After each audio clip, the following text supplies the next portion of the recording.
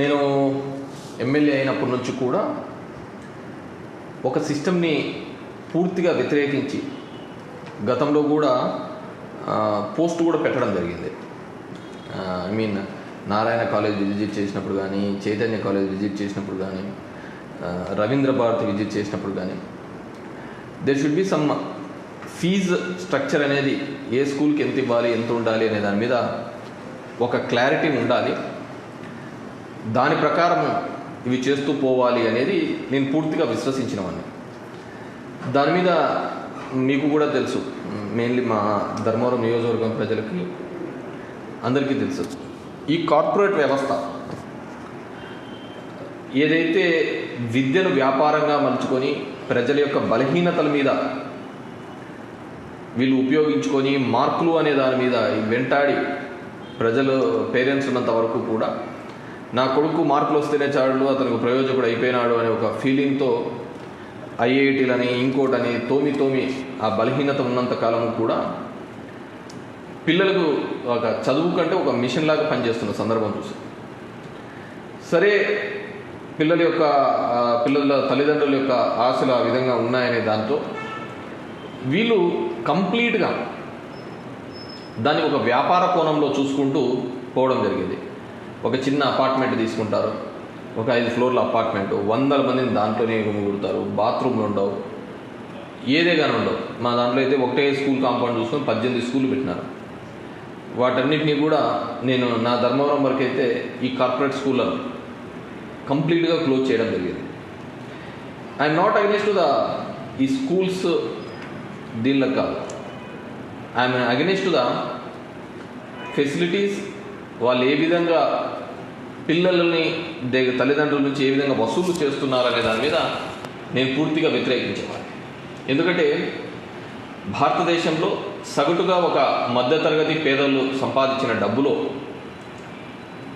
ఎక్కువగా ఖర్చు పెట్టేది చదువు మీద, ఆరోగ్యం మీద, హెల్త్ అండ్ ఎడ్యుకేషన్ మీద ప్రతి ఒక్కరూ ఇన్వెస్ట్ చేస్తారు. అంటే పిల్లోడు చదువుకుంటే చాలు, తన కాళ్ళ మీద తనే నిలబడతాడని దాన్ని వ్యాపారంగా చేసుకొని హాస్పిటల్స్ అలాగే సంపాదిస్తున్నాయి, విద్యా సంస్థలు ఆ విధంగా సంపాదిస్తున్నాయి.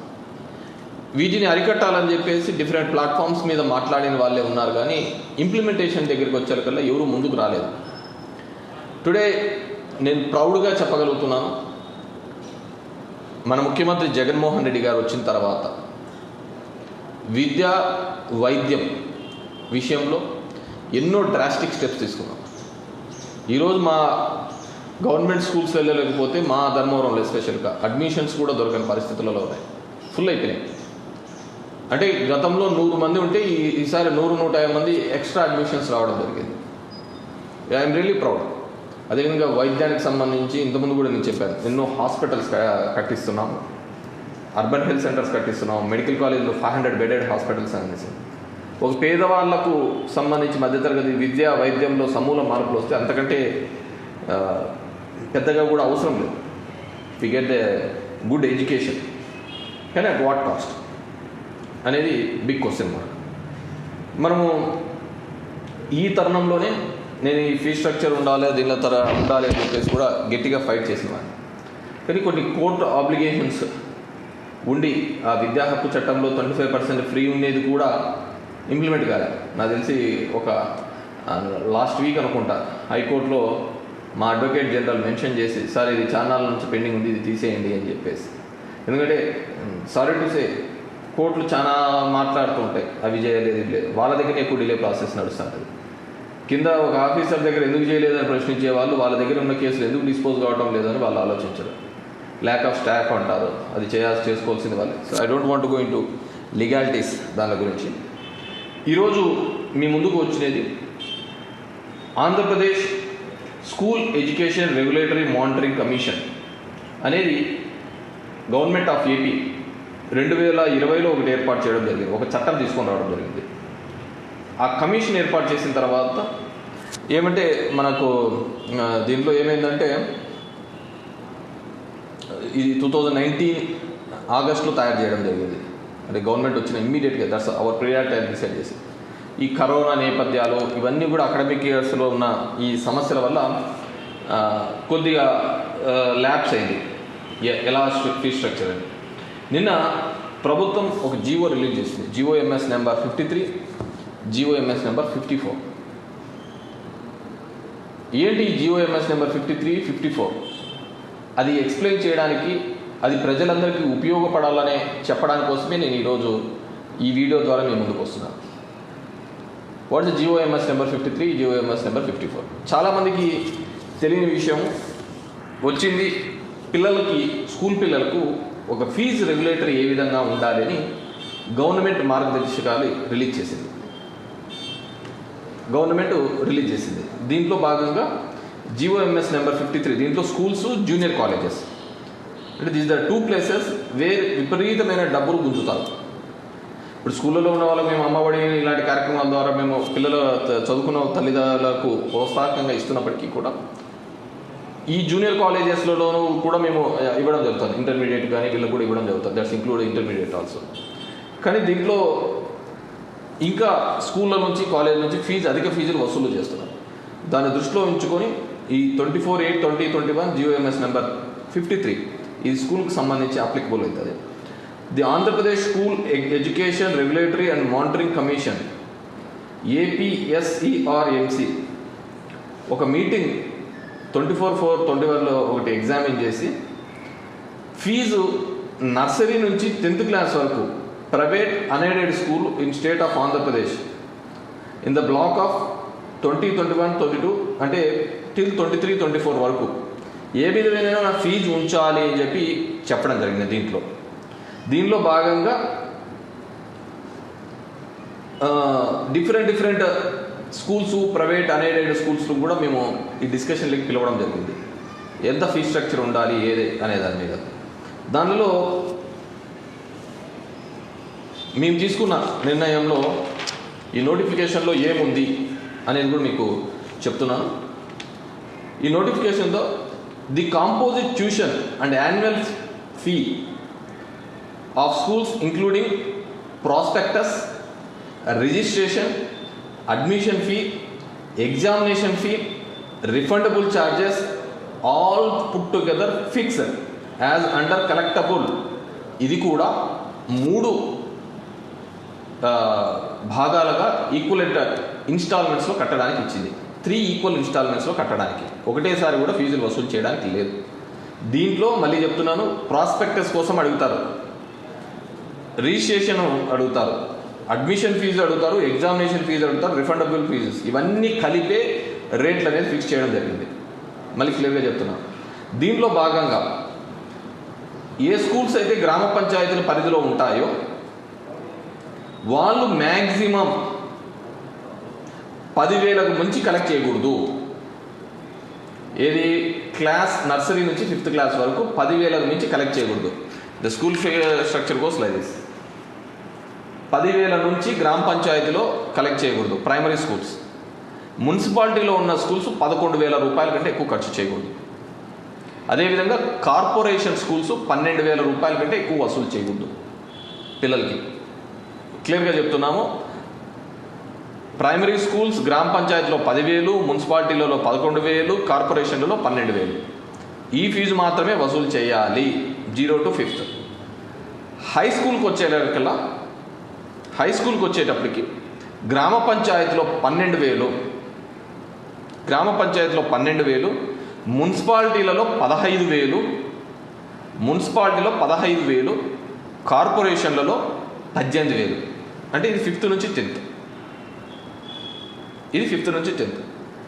దీనివల్ల కార్పొరేట్ స్కూళ్ళకు లక్షలు వసూలు చేసే వాళ్ళకి ఇబ్బంది అవుతుంది. కానీ ఈ చిన్న మధ్యగా ఉన్న స్కూల్స్కి ఎక్కడే కానీ ఏ ఇబ్బంది జరగదు. కార్పొరేట్ స్కూల్ అంటే చైనా స్కూల్స్ అని కూడా అన్నారు. చైతన్య నారాయణ కాలేజ్ స్కూల్స్ని చైనా అని కూడా పెట్టినారు. చైనా కాలేజెస్ అని, అవి చైనా కాలేజెసే. ఈ 12,000, 15,000, 18,000 అనేది మ్యాక్సిమం హైయెస్ట్ 10th వరకు, అంతకుమించి ₹1 కూడా వసూలు చేయకూడదు. ఇట్స్ క్లియర్ కట్ ఇండికేషన్ మీకు. ఎందుకంటే ఈ ఫీజ్ స్ట్రక్చర్ కూడా చెప్తున్నాను. అదేవిధంగా హాస్టల్ ఫీజు వచ్చి 18,000 రూపాయలు గ్రామ పంచాయతీలలో ఉంటే, 20,000 మున్సిపాలిటీలో ఉంటే, 24,000 రూపాయలు కార్పొరేషన్లలో ఉంటాయి. ఇది హాస్టల్ ఫీజు. పైన ఉండేది డే స్కాలర్ ఫీజులు, ఇది హాస్టల్ ఫీజులు 18,000, 20,000, 24,000 పంచాయతీలో, మున్సిపాలిటీలో. ఇవి ఈ ఫీజుల మించి ఒక్క రూపాయి కూడా వసూలు చేయకూడదు. మేము క్లియర్ కట్గా చెప్తున్నాము. ఇలా ఇవి కాకుండా డే స్కాలర్స్లో ట్రాన్స్పోర్టేషన్, నేను చాలా దానిలో చూసినాను, ట్రాన్స్పోర్టేషన్కి విపరీతంగా ఛార్జ్ చేస్తారు. ఫీజు ఎంత ఉంటే దానికి 3,000, 4,000 సంవత్సరానికి అలా చేస్తారు. ఇది కాకుండా ట్రాన్స్పోర్టేషన్కి కిలోమీటర్కి ₹1.20 పర్ యానం సంవత్సరానికి. అంటే 10 కిలోమీటర్లు పోతూ ఉంటే ₹1.20 వీళ్ళు ఛార్జ్ చేయాలి. అంటే ఎంత అవుతుంది? ₹14 ఎంతో అవుతుంది, ₹12 ఎంతో అవుతుంది. 10 కిలోమీటర్ల కంటే ₹12 అవుతుంది. సో ఆ విధంగా ఛార్జ్ చేయాలి. So this is the fee structure given to the all schools. దయచేసి మేము చెప్తున్నాము, ఇంతకు మించి ఒక్కటి కట్టదండి. ఈ ఫీజులో ఇంక్లూజివ్ ఏదేది ఏంటంటే రిజిస్ట్రేషన్ ఛార్జెస్ ఇంక్లూజే, అడ్మిషన్ ఫీజు ఇంక్లూజే, ఎగ్జామినేషన్ ఫీజు ఇంక్లూజే, ల్యాబొరేటరీ ఫీజు ఇంక్లూజే, స్పోర్ట్స్ ఫీజు ఇంక్లూజే, computer fees, laboratory fees, library fees, extra curriculum activity free, student welfare fund fee, student health care scheme ఫ్రీనే ఉండాలా, స్టడీ టూర్లు ఫ్రీనే ఉండాలి, అల్యూమినియం అండ్ అన్ని other similar fee related to the academics. ఈ ఫీజులలోకి అవన్నీ కూడా ఫ్రీగానే వస్తాయి. ఎందుకంటే చాలా చూసింటాం మనము, స్పోర్ట్స్ కానీ ఇంకా మళ్ళీ 4,000 కట్టించుకోవడము, దీనిలో కానీ 3,000 కట్టించుకోవడం, కంప్యూటర్ ల్యాబ్ కోసం కట్టించుకోవడం, ఇవన్నీ కూడా పోతాయి. ఇవన్నీ కూడా పోతాయి. ఎందుకంటే మనం చూస్తున్నాం ఈ కరోనా టైంలలో ప్రైవేట్ స్కూల్స్లలో చాలా ఇబ్బంది పడేది ఎవరు అన్నా అంటే లెక్చరర్స్. ఎందుకంటే ఆన్లైన్ 1000 మందికి చెప్పాల్సినది కేవలం 500 మంది చెప్పాల్సిన చోట ఈరోజు 100-200 మందితోనే చెప్పేస్తున్నారు. 2,000 మందికి ఒకటి టీచర్ చెప్పేస్తున్నారు. ఇంకా క్లాస్ రూమ్ లేవు, ఏం లేవు. చాలా నష్టపోయడం జరిగింది. అదేవిధంగా వీళ్ళలో చాలామంది కూడా మాకు ఫీజు డబ్బులు జీతాలు చెల్లించలేదని, ఎందుకంటే లక్షల కోట్లు ఈరోజు ఈ స్కూలింగ్ల ద్వారా దోపిడీ జరుగుతుంది. మొత్తం నేషన్ వైడ్ అనుకోవచ్చు. చాలామంది ధర్నాలు చేసినారు, ప్రైవేట్ టీచర్లకు కూడా మాకు జీతాలు సరిగ్గా ఇవ్వటం లేదు. దానికి కూడా గవర్నమెంట్ ఒక ఏ విధంగా మీరు వసూలు చేసిన డబ్బులు ఏ విధంగా ఖర్చు పెట్టాలి అని కూడా ఇవ్వడం జరిగింది. అండ్ దీంట్లో మీకు ఇంకోటి చెప్పేది ఏంటంటే, ఇంతకుముందు చెప్పినాను కదా, గ్రామ పంచాయతీలలో బోర్డింగ్ స్కూల్ 18,000, 20,000 అని చెప్పి. దీంట్లో మళ్ళీ క్లియర్ కట్గా చెప్తున్నాను, కొన్ని స్కూల్స్, ఎందుకంటే ఇది నాకు తెలిసి బాగా ఎక్సర్సైజ్ చేసి ఒక 8 పేజీలు ఇచ్చినారు జీవో, 6 పేజెస్ జీవో ఇచ్చినారు. చాలా ఎక్సర్సైజ్ చేసి దీంట్లో ఇవ్వడం జరిగింది. These includes in Andhra Pradesh several tutorial colleges have come up with past 30 years which impact in addition to regular classes of class syllabus or +2 classes in CBSE are also coach the students for IIT, JEE, NEET entrance exams, and those students who qualify the entrance exams are given admissions in IIT, NEET. అంటే పిల్లలకు IIT కోర్సులని, ఈ కోర్సులని వాళ్ళు దగ్గర ఒక 5 లక్షల రూపాయల వరకు సపరేట్గా ట్రైనింగ్ అని వాళ్ళకి ఇది చేస్తున్నామని వసూలు చేస్తూ ఉంటారు metropolitan. These institutions which are charging more than 5 lakh towards yearly tuition fee with tutorial faculty. అర్థమవుతుంది కదా? ఎవరే కానీ IIT, JEE కూడా 5 లక్షల రూపాయలతో 10th వరకు, నేను చెప్పేది ఈ 10th వరకు వసూలు చేస్తూ ఉంటారు. మాది IIT ట్రైనింగ్లో ఉన్నాము, JEE ట్రైనింగ్ ఉన్నాము అని చెప్పి. అసలు మనం చదివే కాదు. మార్కులు తక్కువ వస్తున్నాయని చచ్చిపోయేది కూడా అది ఒక చదివేనని నాకు అర్థం కావట్లా. ఎంతమంది పిల్లలు తల్లిదండ్రులు ఎంతమందికి క్షోభ అనుభవించుంటారు. పిల్లలు మార్కులు తక్కువ వస్తే చచ్చిపోవడం ప్రపంచంలో ఏడా ఉండదు, ఒక్క ఇండియాలో తప్ప, అది ఆంధ్రప్రదేశ్లో తప్ప ఎక్కడా ఉండదు. మార్కులు తక్కువ వచ్చి చచ్చిపోవడం ఏంటంటే ఈసారి కాకుండా ఇంకోసారి వస్తాయి మార్కులు, అదే లేకుండా ఉంటారు. అదే ఎక్కడైనా మార్కులు లేకుండా చచ్చిపోయేది అంటే ఒక్క ఇండియా. అంటే మనం ఎంత ప్రెజర్ పెడుతున్నాం తల్లిదండ్రులు పిల్లల మీద, చదువుకోమని ఎంత ప్రెజర్ పెడుతున్నాం, మార్కులు అంటే ఎంట పడుతున్నాం. అదొక ఇండియాలోనే, ఆంధ్రప్రదేశ్లోనే ఎక్కువగా మార్కులు రాలేదని చచ్చిపోయేది. ఎందుకంటే ఈ IIT, JEEనే ఇతను ఎంత చదువుతున్నాడు అనేది కానీ ఇంపార్టెంట్. పక్కింటోడు ఇంజనీర్ అయినాడు, పక్కింటోడు డాక్టర్ అయినాడు. పక్కింటోడు ఎట్లయితే ఏమిటా, నీ పిల్లవాడుకున్న టాలెంట్ ఏదో దాన్ని నువ్వు ఎంకరేజ్ చేయాలి. కానీ ఆల్వేస్ కంపారిజన్. సో దాంట్లో ఆ చట్టంలో ఇరుక్కొని మనం ఈ 5 లక్షల ఫీజు అనేది ఐఐటీలకు దీనిలో కడుతూ ఉన్నాము. దీనికి సంబంధించి after considering the factors associated with tutorials, extra coaching, the institution tutorials are not allowed to collect any extra amount towards the tutorial fee, including teaching and material supplied. The test conducted irrespective of whether the place is located in rural area or town or city. అంటే ఎక్కడే కానీ 10th వరకు IIT జీకి సంబంధించి లేకుంటే ఏ entrance టెస్ట్లకు కానీ మేము separate coaching ఇస్తామని ఎవరే కానీ ఎక్స్ట్రా ఫీజులు వసూలు చేయకూడదు. అంతా గతంలో మీ ఇప్పుడు ఇంతకుముందు ఏం చెప్పానో ఆ ఫీజ్ స్ట్రక్చర్ ప్రకారమే ఉండాలి. దాని నుంచి ₹1 ఉండకూడదు. Make sure of that. So దాని నుంచి ఏ ఒక్కటి ఉన్నా కానీ దట్స్ అగైన్ మేము ఇంతగా చేసిన దానికి వేస్ట్ అయిపోతుంది. అండ్ దీంట్లో మళ్ళీ నో క్యాప్షన్ ఫీజు కూడా ఉండకూడదు. The recognized school shall ensure that proper hygienic standards are maintainable in toilets also. ఎందుకంటే నేను చూసిన 1000-1200 మంది ఉన్న ఒక అపార్ట్మెంట్లో పెట్టిన స్కూల్కి అంతా ఒక 10-15 కూడా టాయిలెట్స్ లేవు. అంత ఆ విధమైన పరిస్థితిని కూడా చూసినాను. సో ఇంతకుముందు చెప్పిన విధంగా అడ్మిషన్ ఫీజు ఇవన్నీ కూడా దీనిలోనే వచ్చేయాలని చెప్పినాను. అండ్ అదేవిధంగా no student shall be compelled to purchase books, shoes, uniform from the particular shop. అందరూ ఏం చేస్తా అంటారంటే ముఖ్యంగా ఈ కార్పొరేట్ స్కూళ్ళలో నువ్వు మామూలుగా ఒక స్టోర్లో దొరికే దాంట్లో వదిలిపెట్టేసి నువ్వు ఆ స్టోర్లోనే పోయి కొనాలా అంటాడు. ఆడైతే మళ్ళీ వీడు కమిషన్ పెట్టుకుంటాడు. ఆ స్కూల్లో పోయి కొనుక్కుంటేనే బుక్కులు, ఆ స్కూల్లోనే బ్యాగులు కొనుక్కోవాలి, ఆ స్కూల్లోనే బూట్లు కొనుక్కోవాలి, అంటే ఆ షాప్లోనే కొనుక్కోవాలా, ఇక్కడే కొనుక్కోవాలని ఉంటుంది. అలా ఎక్కడే కానీ కంపెల్ చేయకూడదు అనేది కూడా క్లియర్ కట్గా ఇవ్వడం జరిగింది GOMS నెంబర్ 53లో. నాకు తెలిసి దీనికి అప్పుడే ఇది ఎందుకంటే పెద్ద లావి, వీళ్ళు ఎవరైనా కోర్టుకు కూడా పోతారు. నాయన జడ్జిలు ట్రీట్మెంట్ దీన్ని ఎవరైతే విచారిస్తారో పేదోళ్ళ గురించి ఆలోచించుకొని చేయాల్సిందిగా కోరుతున్నాను. ఎందుకంటే ఇది పెద్ద కార్పొరేట్ వ్యవస్థలో వేల కోట్ల లాభాలు ఇవన్నీ మింగుడు కూడా వాళ్ళకందరికీ. ఎందుకంటే సామాన్యులకు మేలు జరగాలనే దానికి వీళ్ళు ఎప్పుడూ ఉండదు. ఇంగ్లీష్ చదువుతామంటే అడ్డం, ఇంకో దాంట్లో కంటే అడ్డంగా పడతా అంటారు కొంతమంది కార్పొరేట్ శక్తులు. దాంట్లో తలవంచకుండా దయచేసి దీంట్లో మంచి ప్రజలకు ఇవ్వాల్సిన మంచి ఏది ఉందో దాన్ని మాత్రమే గుర్తించాలని చెప్పి కోరుతున్నాను. రెండోది ఈ వచ్చిన డబ్బులు, ఎందుకంటే ఇది ఆల్రెడీ స్కూల్స్ అనేది ఒక ట్రస్ట్ పేరు మీదే చేయాలి ఎప్పుడే కానీ, నాన్ ప్రాఫిటబుల్ ఆర్గనైజేషన్ ఇవన్నీ. సో దీనిలో నువ్వు వచ్చిన డబ్బును ఎలా చేయాలి అని చెప్పి అనేది కూడా ఒక గైడ్లైన్స్ ఇవ్వడం జరిగింది గవర్నమెంట్. దీంట్లో బేసిక్ ఏంటంటే మనం కలెక్ట్ చేసిన ఫీజులో ఏ విధంగా, ఎందుకంటే వీళ్ళు ఇష్టానుసారం టీచర్లకు పేమెంట్ చేయకుండా సరైన ఎంత పేమెంట్ చేయాలని లేకుండా ఇష్టానుసారం చిన్న దానిలోకి పెట్టుకుంటున్నారు.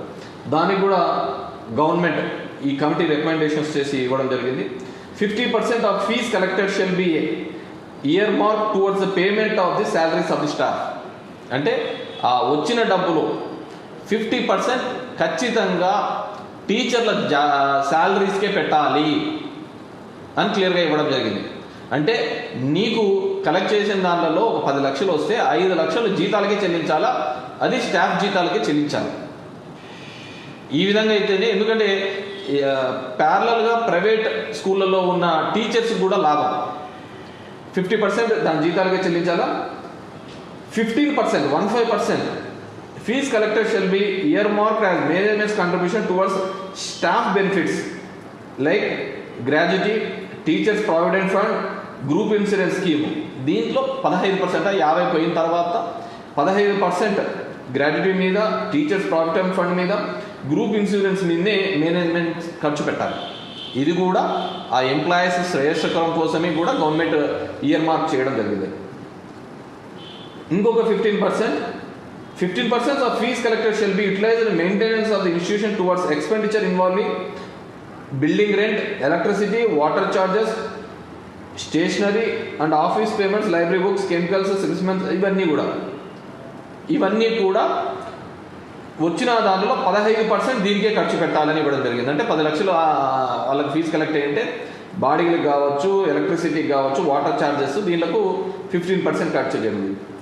ఇంకొక 20%, ఇక్కడ 80% అయిపోయింది కాబట్టి ఇంకొక 20% collector shell be year marked for the development of activities in expenditure involving opening of additional courses, classrooms, section of upgradation of the institution, construction of the additional accommodation, acquiring. ఎందుకంటే ఒకటి క్లియర్గా అండి, ఏ స్కూల్ కూడా ఏ institute కూడా non ప్రాఫిటబుల్గా ఉండాలి. ₹1 తన లాభార్చన లేకుండా పనిచేయాలి. ఆ లాభార్చన లేకుండా ఎలా పనిచేయాలనే దానికి ఈ గైడ్లైన్స్. 50% జీతాలకు ఇవ్వాలి అని, 15% వాళ్ళ గ్రాడ్యుటీ వీళ్ళకి ఇవ్వాలి అని చెప్పేసి, వాళ్ళ ప్రావిడెంట్ ఫండ్స్ ఇవ్వాలని, ఇంకొక 15% దాని బాడీలు, కరెంటు బిల్లులు ఇవి కట్టుకోవాలని, ఇంకొక 20% నువ్వు స్కూల్ ఎక్స్పాండ్ చేయాలనుకుంటే దానికి వాడుకోవాలని. అంతేగాని ఇంటికి తీసుకొని పోవడానికి ఏ ₹1 కూడా లేదు. ఇది భారతదేశంలో విద్యా సంస్థలు ఏదైనా పెట్టుకోవాలి అనుకుంటే, ఎడ్యుకేషన్ ఇన్స్టిట్యూట్స్ పెట్టుకోవాలంటే గవర్నమెంట్ ఇచ్చిన గైడ్లైన్స్. మనకు ఇది తెలియదు కాబట్టి చెప్తున్నాను. బికాజ్ దీని గురించి అయితే ఐ ఫాట్ లైక్ ఎనీథింగ్. నాకు దీని గురించి కావాలని చాలా నిష్ఠూరాలు కూడా చేసుకున్నాను. నాకు వద్దే వద్దు. ఎందుకంటే అసలు దరిద్రమైన ఒక వ్యవస్థలో బతుకుతున్నాం. పిల్లలు, అదే చెప్పాను కదా, చదువు రాకపోతే చచ్చిపోయేంత దరిద్రమైన పరిస్థితి అంటే ఏ దేశంలోనూ ఉండదు. ఎందుకే మార్కులు రాకపోతే దీనికోసమే బతికిపోతామంటామా, లేకుంటే ఇదే ప్రపంచం దీంట్లోనే చూస్తాంలే. ఇది స్కూళ్ళకు సంబంధించిన విషయాలు.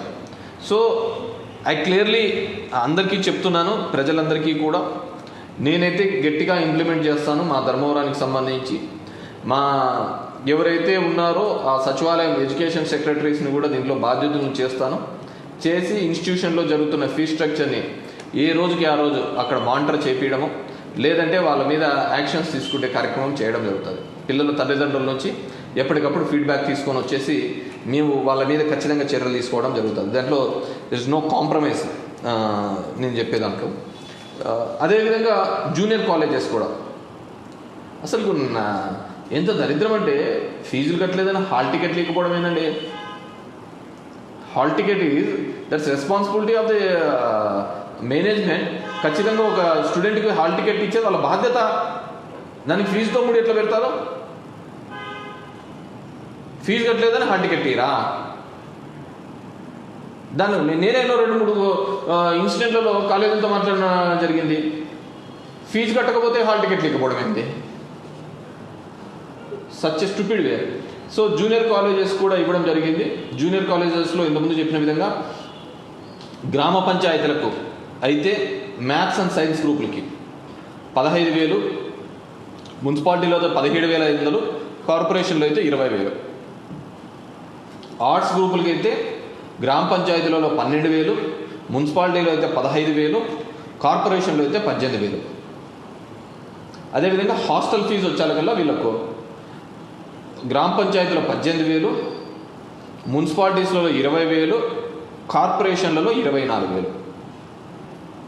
దీనికి స్కూల్స్కి ఉన్నదాని లేదా ట్యూటోరియల్స్, హైయర్ ఐఐటీస్కు దీనిలో ట్యూటోరియల్స్ ఉంది కదా, వీళ్ళలో మాత్రమే 20,000 రూపాయలు తీసుకోవాలా. లక్షల్లో కాదు, కేవలం 20,000 జూనియర్ కాలేజెస్కి మాత్రమే, స్కూళ్ళకు కాదు. 0 to 10th వరకు అసలు తీసుకోకూడదు ట్యూటోరియల్ ఫీజెస్. జూనియర్ కాలేజెస్కి మాత్రమే 20,000 తీసుకోవాలా. వీళ్ళకు కూడా బస్ ఫెసిలిటీస్ ₹20 మాత్రమే. ఇది GONMS నెంబర్ 54 వచ్చి జూనియర్ కాలేజెస్కి, 53 వచ్చి స్కూళ్ళకు. So I request everyone, all the parents, please be aware of what's happening. ఏమి జరుగుతోంది, ఈ ప్రభుత్వం ఎందుకు అంత కట్టుబడి ఉంది పిల్లల చదువు విషయంలో కావచ్చు, ఇంకోటి కావచ్చు. ఎందుకంటే ఐ రిమెంబర్, నాకు బాగా గుర్తు, పేపర్ క్లిప్పింగ్ కూడా ఉన్నట్టున్నాయి, విద్య అనేది ప్రభుత్వం యొక్క బాధ్యత కాదు అని గత ప్రభుత్వాలు చెప్పాయి. కానీ మన ప్రభుత్వం వచ్చిన తర్వాత, ఈ ప్రభుత్వం వచ్చిన తర్వాత ప్రభుత్వాలు ఉన్నత విద్యను కల్పించాలి, ఆ అట్మాస్ఫియర్ కల్పించాలి, ఎడ్యుకేషన్ ఇన్స్టిట్యూట్స్లు అన్నీ కూడా స్ట్రెంథన్ చేయాలని ఈరోజు నాడు నేడు కింద స్కూల్స్ డెవలప్ చేసినాం. వాళ్ళ ఫుడ్ ఏ విధంగా ఉండాలి, వాళ్ళ బట్టలు ఏ విధంగా ఉండాలి, ఎంత హైజెనిక్గా ఉండాలి అని వాళ్ళకందరికీ కూడా చేయడం జరిగింది. అండ్ అదేవిధంగా ఆ ఇన్స్ట్రక్టెడ్ మా కౌన్సిలర్స్కి, సర్పంచులకి, వీళ్ళందరికీ కూడా regular visit of the mid day meals కూడా విజిట్ చేయండి. చూడండి, ఇట్స్ అవర్ రెస్పాన్సిబిలిటీ. లక్షల మంది పిల్లలు గవర్నమెంట్ స్కూళ్ళలో చదువుతున్నారు. వాళ్ళకి న్యూట్రిషియస్ ఫుడ్ ఇవ్వాలి అనేది గవర్నమెంట్ యొక్క ఆలోచన. అలా ఇచ్చినప్పుడు ఒకరిద్దరు పనికిమాల వల్ల ఒక వ్యవస్థకంతా చెడ్డ పేరు రాకూడదు. So there is no compromise, ఎక్కడే కానీ కాంప్రమైజ్ అయ్యేది లేదు. నేను మీ అందరినీ కోరుకునేది ఏంటంటే ఇట్స్ దీనివల్ల ఏ ప్రైవేట్ స్కూల్ ఏమి ఇబ్బంది పడదు. నేను కొంతమంది విపక్షాలు పెట్టినారు, ఏం ప్రైవేట్ స్కూల్ ఏమి ఇబ్బంది పడుతుందా? పిల్లల నుంచి లక్షల కొద్ది ఫీజులు వసూలు చేస్తేనే బాగుపడతాయా? చిన్న చిన్న ప్రైవేట్ స్కూల్స్ కూడా బాగుపడతాయి. ఇప్పుడు ఈ కార్పొరేట్ స్కూళ్ళ ధాటికి నలిగిపోయినాయి ఇవన్నీ. ఒకరిద్దరు దాటికి వ్యవస్థ అంతా కుప్పకూలిపోయినాయి. ఈరోజు ప్రాపర్గా స్కూల్ టీచర్లకు ఫీజు పే చేయమని చెప్తున్నా. మేనేజ్మెంట్ మీకు వచ్చిన కలెక్ట్ అయిన డబ్బులు ఎవరికి ఎంత పే చేయాలని కూడా చెప్తున్నాను. సో ఈ విషయం మీద దయచేసి ఎవరైనా కానీ కోర్టుకు వెళ్ళాలనుకున్న వాళ్ళు, కోర్టులో ఉన్నవాళ్ళు వాళ్ళందరూ కూడా ఆలోచించండి. పేద మధ్యతరగతి కుటుంబాలు ప్రైవేట్ స్కూళ్ళల్లో చదువుతున్న వాళ్ళకు ఆలోచించి తీసుకున్న నిర్ణయం. కాబట్టి వీటన్నిటినీ కూడా రాజకీయ కోణాల్లో చూడండి. చూసి చూసి చూసి జనాలకి చిరాకైపోయింది. అన్నింటినీ రాజకీయం ఏం రా బతుకులు అనుకున్న పరిస్థితికి వచ్చినాయి. ఎక్కడ ఉండదు ఇలా, మనకు తప్ప. అదేం దరిద్రమా?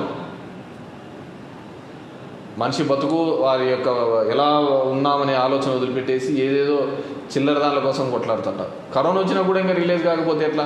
అరే ఇవన్నీ శాశ్వతమైనవి కాదురా, శాశ్వతమైనది చాలా మనం సంపాదించాల్సిందే, ఒక మంచి పేరు సంపాదించుకోవాలా అని ఊరికనే పోయిన వాళ్ళు ఉన్నారు కళ్ళ ముందర 5 రోజులకి 4 రోజులకి. సో ఐ రిక్వెస్ట్ ఎవ్రీవన్, తల్లిదండ్రులు కూడా మీకు అధిక ఫీజులు వసూలు చేస్తుంటే వారిని నిలదీయండి. రిసిప్ట్ రైజ్ చేయడం మనకు భారతదేశంలోనే లేదు. కాబట్టి రసీదు అడగండి. వాళ్ళు 50,000 అడుగుతారా, రసీదు ఇమ్మని అడుగు. తర్వాత ఏం చేయాలో మేము చూసుకుంటాం. ఏ కార్పొరేట్ స్కూల్ అయినా దీంట్లో క్లియర్గా చెప్తున్నాం, వాళ్ళకు ఇవ్వాలా, వీళ్ళు ఎగ్జామ్టెడ్ అని ఎక్కడా లేదు. ఆల్ ద స్కూల్స్, మీకు ఏ స్కూల్ అయినా కానీ ఇలా ఫీ స్ట్రక్చర్ గురించి ఎవరైనా అడిగితే మీరేం మాట్లాడతాను, వాళ్ళకి ఆడే గొడవ పెట్టుకోవద్దు. రసీదు ఇమ్మా కడతాము, దానికే ఉందిలే అని చెప్పండి. రసీదు ఇమ్మా కడతామని చెప్పండి. ఆ రసీదు నా దగ్గర తీసుకుంటే క్రిమినల్ యాక్షన్స్ తీసుకుంటా వాళ్ళ మీద. So because it's long run fight అనమాట, ఇలా ఉండకూడదు అని చెప్పేసి. సో ఎనీహౌ గవర్నమెంట్ ఒక మంచి ఉద్దేశంతో తీసుకొని వచ్చింది కాబట్టి we should all welcome. Jaganmohan Reddy గారి ప్రభుత్వంలో ఇలా ఒక ఫీజు రెగ్యులేటరీ కమిషన్ వేసి దాన్ని ఇంప్లిమెంట్ చేస్తూ ముందుకు తీసుకొని పోతున్నందుకు డెఫినెట్గా ఆల్ ద పూర్ పీపుల్ అందరూ కూడా మీకు ఖచ్చితంగా రుణపడి ఉంటారని చెప్పేసి తెలియజేసుకుంటున్నాను. Thank you very much.